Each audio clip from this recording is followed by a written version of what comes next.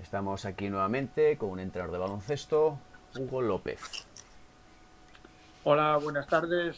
Soy Hugo López, entrenador del Carremimbre Ciudad de Valladolid y actual seleccionador sueco. Y bueno, para mí es un placer estar con vosotros. Perfecto, pues vamos con la primera pregunta. Y esto es hablando un poco de tus inicios, ¿no? El por qué te decidiste empezar a entrenar. Bueno, yo creo que cuando estás en el colegio con tus compañeros empiezas a jugar. Yo jugué desde los 12 años al baloncesto, pero veía que tenía un gusanillo para empezar a entrenar y tenía esa intriga de investigar más sobre este deporte. Y bueno, tampoco es que fuera un buenísimo jugador, con lo cual me picaba el gusanillo de entrenar. Luego más tarde es cierto que la enseñanza siempre me gustó, hice la carrera de Magisterio de Educación Física y tenía eso, ¿no? Y empecé con 17 años, pues con un minibásquet femenino, en el colegio San Agustín, donde yo estudiaba, y muy contento. Y a partir de ahí empezó todo. Muy bien, pues vamos con la segunda. ¿Cómo fue tu salto del baloncesto amateur a profesional? Y aquí te matizo un poquito. Normalmente la pregunta que suelo realizar es si consideras que el baloncesto, el ser entrenador de baloncesto es una profesión. En tu caso, evidentemente, lo es. En cuanto a tener, digamos, independencia, ¿no? No depender de otro trabajo como es, digamos, lo habitual en la gran mayoría de los que componemos el baloncesto, ¿no? Entonces, en tu caso, te planteo, ¿cómo pasaste de esa situación de tener que compaginar a no necesitar compaginarlo? Bueno, afortunadamente yo nunca he tenido que compaginar el tema laboral con el tema profesional y dedicarme, eh, porque cuando empecé a entrenar a nivel amateur, bueno, pues estaba con la carrera universitaria al mismo tiempo y bueno, y vivía en casa de mis padres. Cierto es que con 24 años tuve la oportunidad de irme a Estados Unidos a entrenar un high school americano, al año siguiente una universidad, lo cual ya empecé a ver ahí un poquito el profesionalismo y un poco de dinero al bolsillo también. Y tras salir de Estados Unidos en el año 2001 me llama el Club Baloncesto Villa de los Barrios para ser entrenador ayudante y a partir de ahí ya empieza mi carrera profesional. Con lo cual yo no he vivido mucho ese tener que compaginar dos cosas, aunque tengo muchísimo respeto por todos los entrenadores, que creo que hay buenísimos, que a lo mejor no han tenido la oportunidad de poderse dedicar exclusivamente al baloncesto y tener que compaginar pues, la vida laboral con su pasión. Perfecto. Pues voy con la tercera. ¿Cómo surge la oportunidad de ser seleccionador de Suecia? Pues fue una cosa que yo no me esperaba. Se pusieron en contacto conmigo el director deportivo de la federación. Tuvimos un par de entrevistas. Sé que habían hablado con diferentes entrenadores que yo había trabajado con ellos, con algunos que conocían la Federación Sueca, incluso agentes españoles, para tener bueno, un mayor volumen de conocimiento de los entrenadores que estaban reclutando. Y por aquel entonces yo había acabado la temporada en Angola, quería tomarme un año sabático para seguir aprendiendo, conocer de otros entrenadores y en el mes de octubre me llamaron y me hice cargo de la selección. Pues te amplío un poco la pregunta sobre ser seleccionador de Suecia. Uh -huh. Porque como bien sabes, en el resto de las preguntas un poco te enlazo experiencias, ¿no? De los distintos países donde has estado. Y en este caso, con una selección, el trabajo con selección evidentemente no es igual que un trabajo con un club, pero en cuanto al jugador sueco, a cómo está estructurado la, la Federación Sueca, el enfoque que tienen ellos en baloncesto, ¿qué destacarías como diferencias entre el trabajo que se realiza allí y el trabajo que se realiza aquí en España? Si es que hay Bueno, a ver, alguna que destacar. yo nunca he trabajado, he trabajado para la Federación Española de Baloncesto, eh, nunca había trabajado con selecciones, con lo cual tampoco te puedo referir mucho a la comparativa de las dos federaciones. Sí que es cierto que la Federación Sueca, un poco por cultura y por país, es muy metódica, muy organizada, donde sobre todo en categorías inferiores hay eh, una cultura de la no exclusión del jugador, ya que tampoco hay muchos, con lo cual intentas mantener el mayor número de jugadores posible bajo tu radar y que no se escapen. Cuando yo llegué a la Federación Sueca, pues las puertas abiertas un poco en cuanto a poder introducir una metodología un poquito más del sur de Europa y cambiar un poco la mentalidad nórdica en cuanto al juego.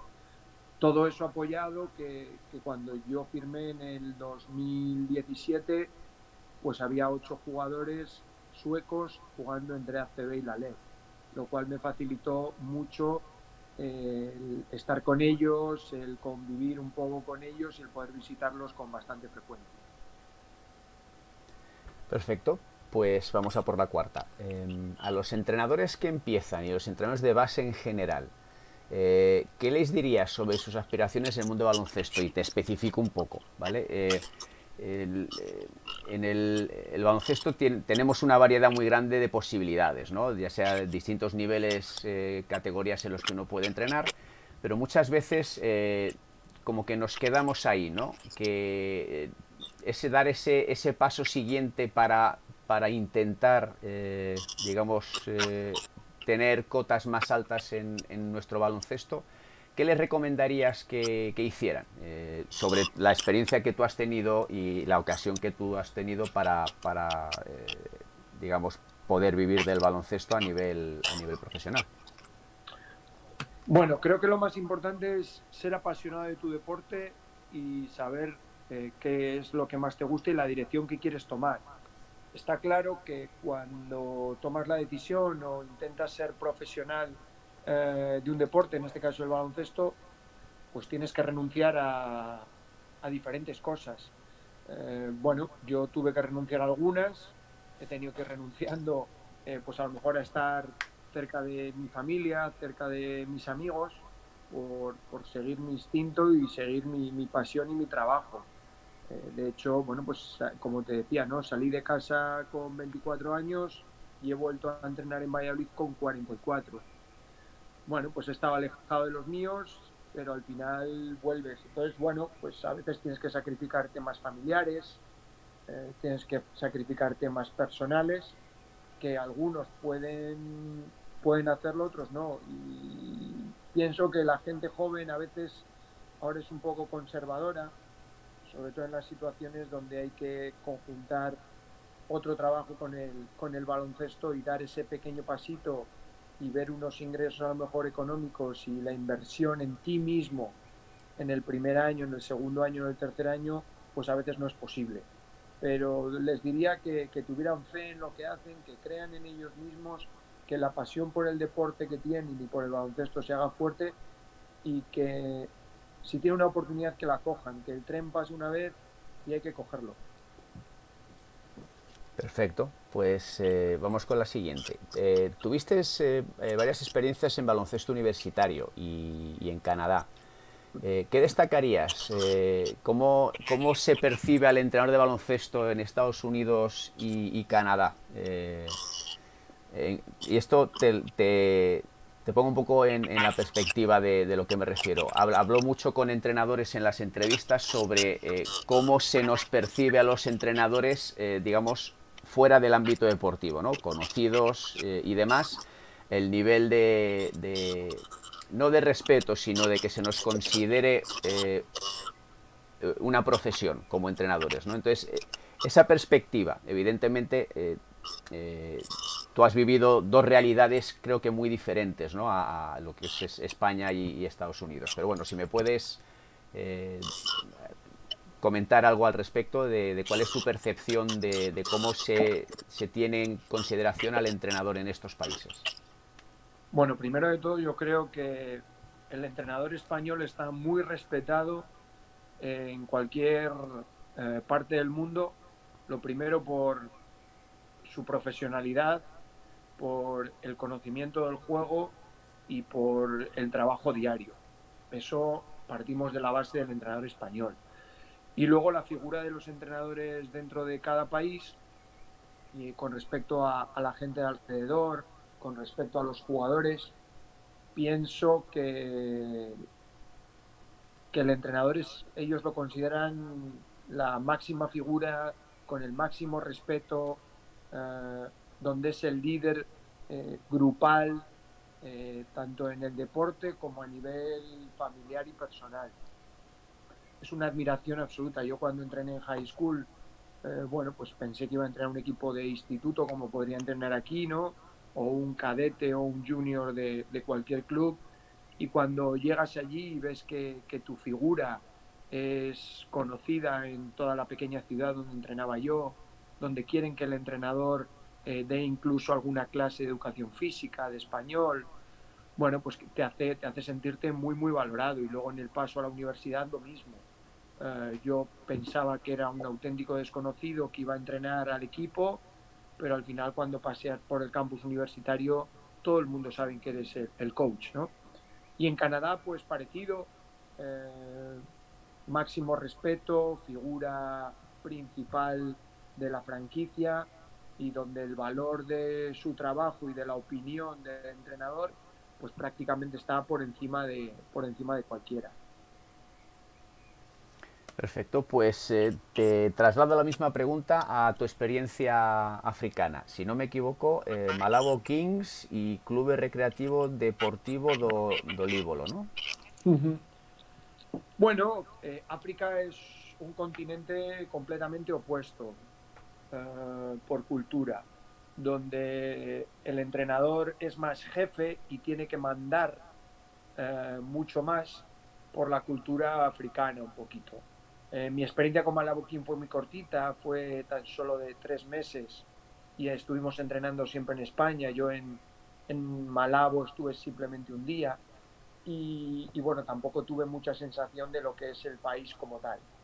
En Angola sí que estuve toda la temporada y bueno, ahí sí que, aunque el entrenador es el jefe dentro de la cancha, bueno, y el respeto de los jugadores es máximo y absoluto, pero sí que están un poco esos típicos directivos que a lo mejor están más alrededor y quieren tomar alguna pequeña decisión.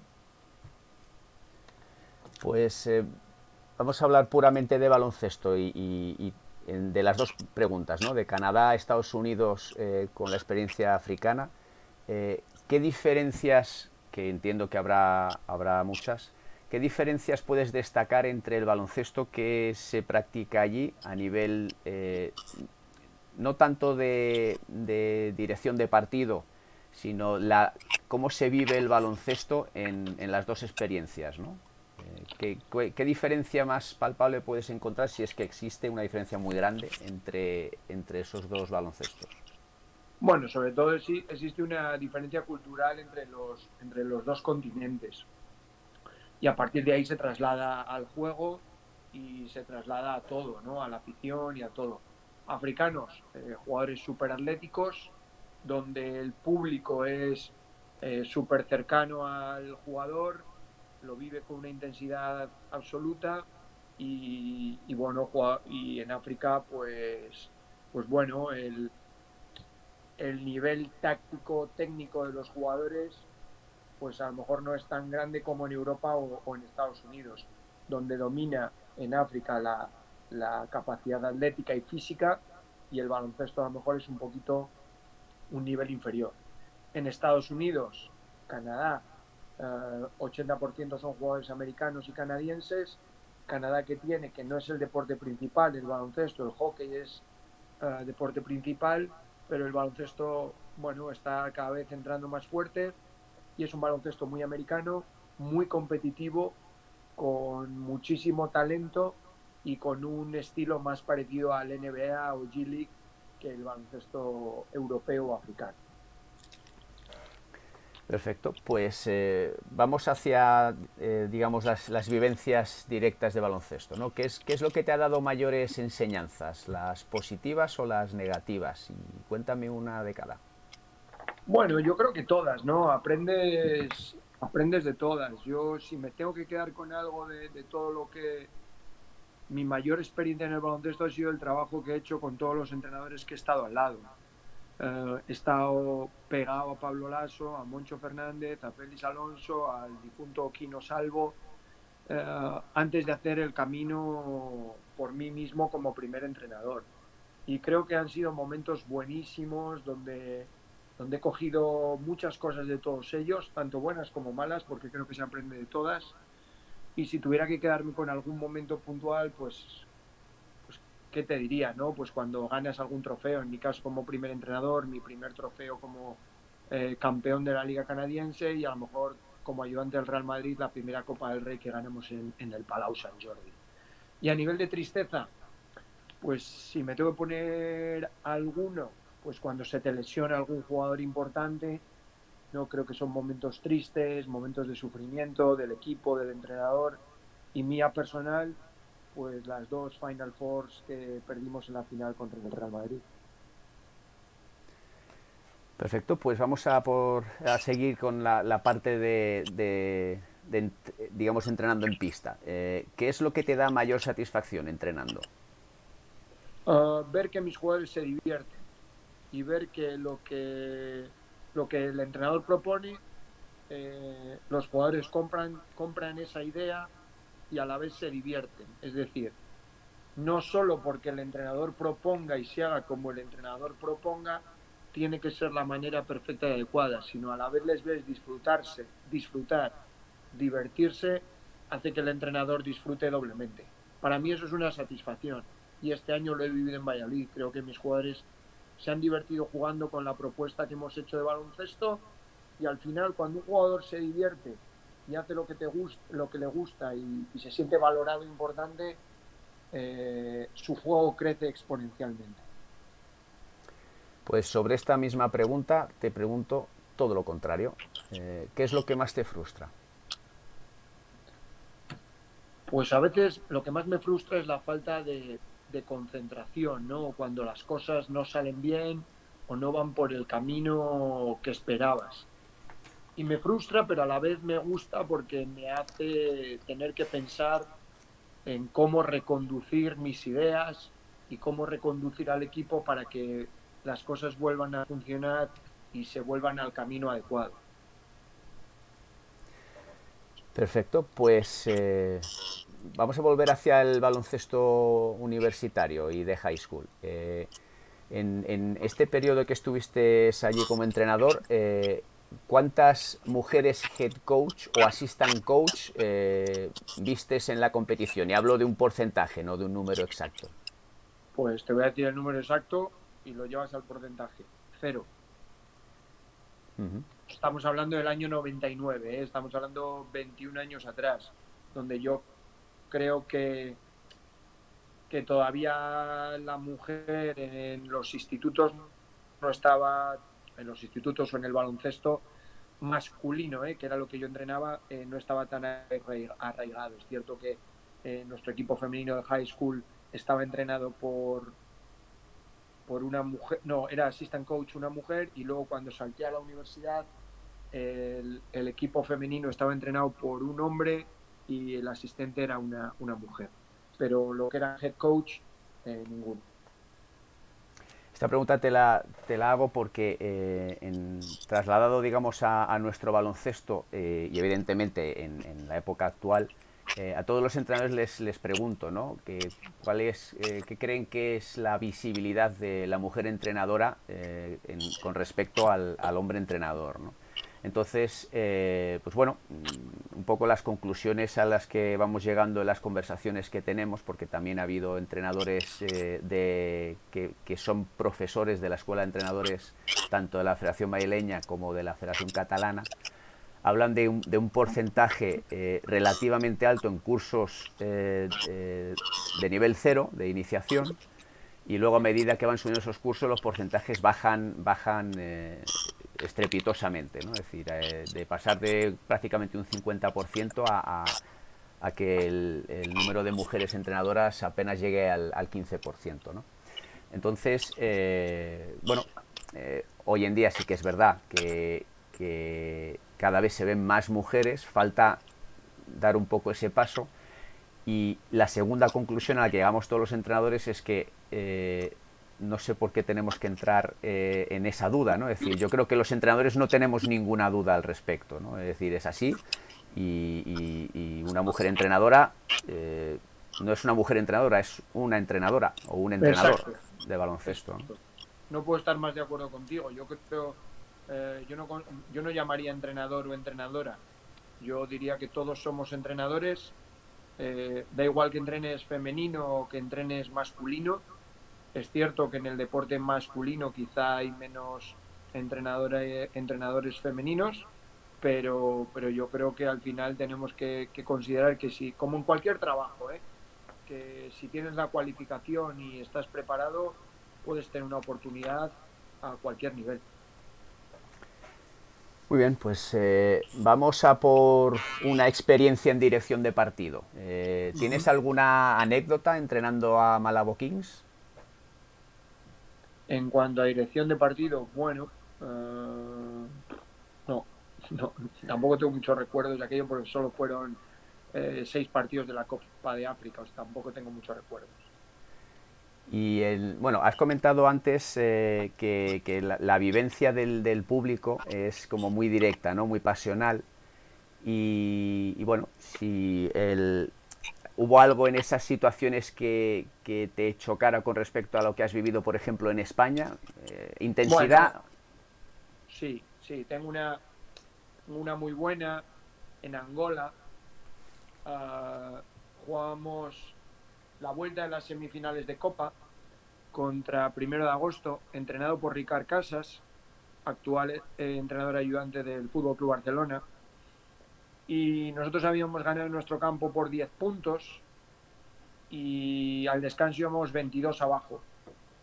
Nadie pensaba que podíamos volver, hicimos muy buen segundo tiempo y bueno, a falta de 40 segundos estábamos solo 4 abajo y conseguimos al final perder de 7 y pasar a la final, ¿no?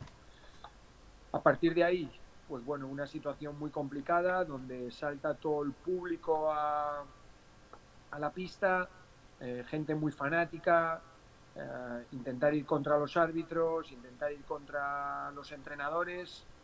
Y ahí tengo que decir y no olvidaré nunca que Ricard Casas y su ayudante Jorge Álvarez, que ahora está de ayudante en Oviedo, vinieron a por mí y a por mi ayudante y nos agruparon, eh, nos protegieron y porque bueno, el público pensaba que había sido una cuestión arbitral, que si no nos habíamos merecido ganar y creo que Ricard Casas y Jorge Álvarez se portaron como auténticos caballeros en una situación compleja y difícil al acabar el partido. Tuvieron que escoltarnos hasta el coche para no sufrir ningún daño. Bueno, por suerte salió todo bien. La verdad es que tiene que ser una experiencia para no olvidar. No, no, no, no, no se olvida, no se olvida. Muy bien, pues ahora vamos a hacer una comparativa. ¿Qué diferencias encuentras entre la liga canadiense y la liga española? Me da igual la categoría, es decir, donde hayas entrenado, diferencias que puedas encontrar. Evidentemente, la liga ACB doy un poco por sentado, ¿no? Que hay una diferencia importante, Uh-huh. pero bueno, ¿qué puedes destacar entre estas dos ligas? Bueno, yo creo que la liga es una liga rapidísima, donde se juegan 4 cuartos de 12 minutos, con lo cual ya hay una diferencia, donde prima mucho más lo ofensivo que lo defensivo, y donde hay muchas situaciones aisladas de uno contra uno. Hay pocos entrenadores que den importancia al tema defensivo, y creo que el éxito de mi equipo en Halifax fue que defendimos un poquito más que el resto de equipos. A nivel táctico creo que el ACB, incluso la LEB, está a un nivel superior, porque ya te digo, la Liga Canadiense es una liga de mucho ritmo, quizá más juego individualizado, donde hay mucho talento individual, pero quizá falta un poco de juego colectivo. Perfecto, pues antes has comentado en el inicio de la entrevista que estabas entrenando en Valladolid y te traslado una pregunta de uno de los socios de AEPCAM. ¿Vislumbras proyecto en Valladolid con objeto de volver a ser referente español en cantera como antaño? Bueno, a corto plazo yo creo que no. A corto plazo creo que se está haciendo un trabajo muy bueno, pero el club Ciudad de Valladolid nació hace 5 años del extinto Fórum Valladolid. Creo que se están dando los pasos adecuados. Por cuestiones financieras y económicas no hay becados, como hubo antaño, que había 2, 3, 4 extranjeros, jugadores que venían de diferentes partes del país, y a día de hoy son todos jugadores de Valladolid. Con lo cual, bueno, creo que el trabajo a nivel técnico se está haciendo muy bien. Hay más de 200 niños en las escuelas y en categoría Levini infantil, y la sensación de involucrar a la ciudad de nuevo. Pero, bueno, vosotros sabéis que al final, cuando quieres ser un referente en el baloncesto español, te hace falta tener mucho talento, y quizá con jugadores simplemente de Valladolid pues no te da para estar a ese nivel a día de hoy. Perfecto, pues vamos con la última pregunta. Comparativamente, ¿cuál creas que son las diferencias entre ACB y LEB? Bueno, yo creo que hay dos principales, ¿no? Una es la capacidad física y atlética. Creo que en ACB hay gente más grande, más fuerte, más rápida, y luego el talento. Incluso viendo que en la LEV hay jugadores muy buenos y que podrían tener su huequecito poco a poco en ACB, creo que bueno, pues la diferencia está. Por eso es una primera liga la ACB, y la LEV, bueno, está un escaloncito por debajo. Pero no se nos puede olvidar que más del 50% de los jugadores nacionales que hay ahora jugando en la ACB en algún momento pasaron por la LEV. Y eso quiere decir que la LEV es una muy buena liga formativa y un gran paso en la escalera de llegar a la ACB. Perfecto, pues en principio la entrevista la damos por finalizada. Agradezco mucho este ratito que nos has prestado a la Asociación de Entrenadores de Madrid para, bueno, pues para un poco conocerte un poquito mejor en las experiencias y vivencias que has tenido. Y lo dicho, muchísimas gracias. Gracias a vosotros y un placer.